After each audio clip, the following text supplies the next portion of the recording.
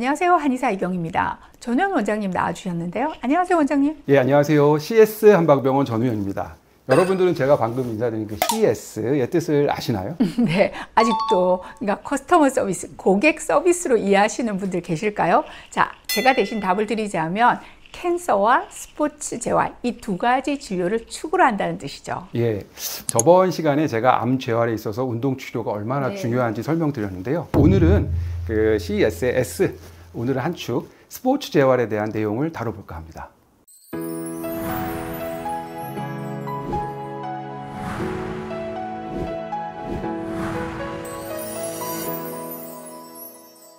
스포츠 재활이라고 하면 척추 관절과 같은 운동기의 손상이나 아니면 구체적으로 수술이나 만성 염증 상태의 재활 치료를 뜻하는 건데요. 최근에 피로골절로 진료를 받으시는 환자분들이 많아졌습니다. 네. 아무래도 저희 병원이 운동선수들을 진료하는 경우가 많다 보니까 피로골절 환자를 자주 볼 수 있기도 했었는데요. 뭐 아시겠지만 최근에 달리기 붐이 일어서인지 운동선수가 아니더라도 피로골절로 치료를 받으시는 환자분들이 부쩍 늘었습니다. 피로골절은 정상뼈에 가해지는 이 반복적인 부하로 인해서 발생하는 불안정 골절을 말하는데요. 다시 말해 특별한 질환이나 외상 없이도 뼈의 이 반복적인 신체 활동으로 인한 일상적인 스트레스나 충격이 누적돼서 생기는 미세한 골절이라고 할 수 있습니다. 뼈는요, 파골세포와 조골세포의 작용에 의해 오래된 뼈 조직은 파괴 및 흡수되고 새로운 뼈 조직을 생성하는 과정을 이렇게 반복하면서 균형을 유지해야 하는데요.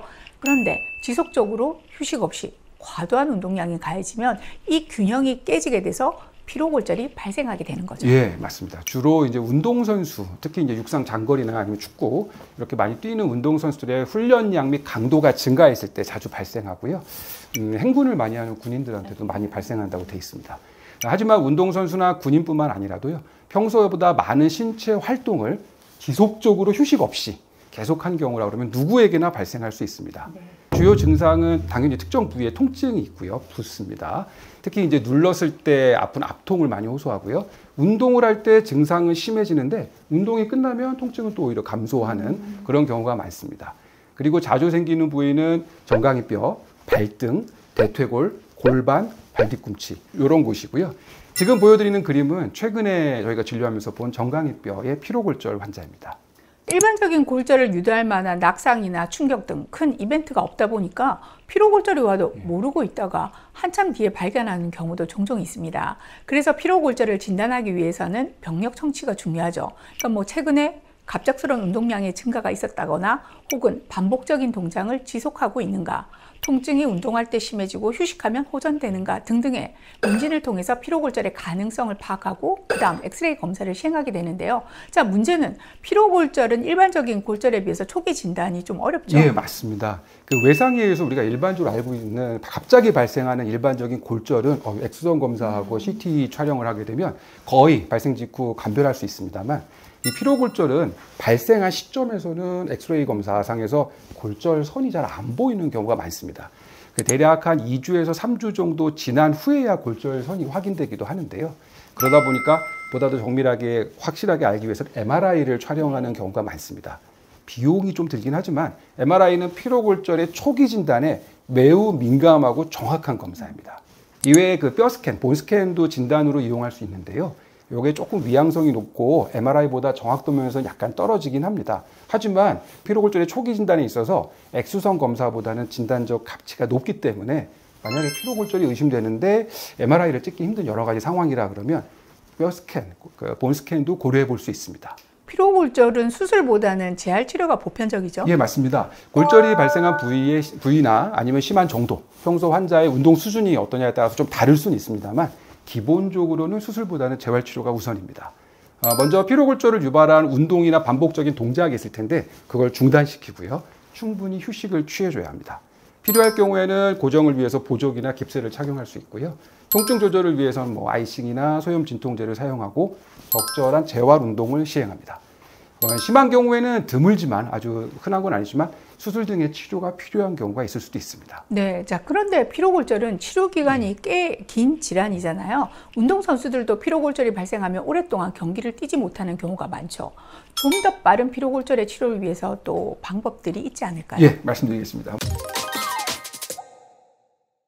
먼저 포스테오주라는 주사 치료가 있습니다. 이 원래 포스테오주는 성분이 그 테리파라타이드라고 해가지고 폐경기 이후의 여성 혹은 골절의 위험이 높은 남성들에게 처방이 되는 골다공증 치료약인데요.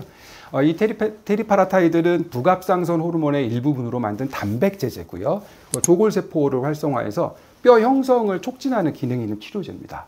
잘 회복되지 않고 있는 피로골절이나 특히 운동선수들에게는 사용을 좀 적극적으로 고려해 볼 수 있다고 봅니다. 그리고 더불어서 저희 CS에 특화된 한방치료도 좋은 효과를 거두고 있는데요. 자, 구체적인 치료법도 소개해 주시죠. 예, 저희 CS 한방병원에서 골절 환자분들께 사용해서 좋은 효과를 거두고 있는 것이 있습니다. 바로 관절환이죠. 이 관절환은 골절의 회복을 촉진하고 연골의 재생을 돕는 등 뼈와 관절의 문제를 개선하는 데 아주 탁월한 처방입니다. 여기에 더해서 칼슘 및 비타민 D 보충을 함께 권장드리고요. 고압산소 치료 역시 피로골절 회복에 도움이 될 수 있습니다. 아무래도 이 손상된 뼈 조직의 산소 공급을 증가시키다 보니까 회복과 재생을 촉진할 수 있을 것 같습니다. 고령성에 좋은 영향을 줄 뿐 아니라 염증 물질의 억제에서 부종과 통증 완화에도 도움이 될 수 있을 것 같고요. 자, 마지막으로 피로골절을 막는 예방법도 함께 소개해 주시죠. 예, 먼저 급격한 운동량의 증가는 피하는 게 좋습니다. 점차적으로 늘리는 것이 좋고요.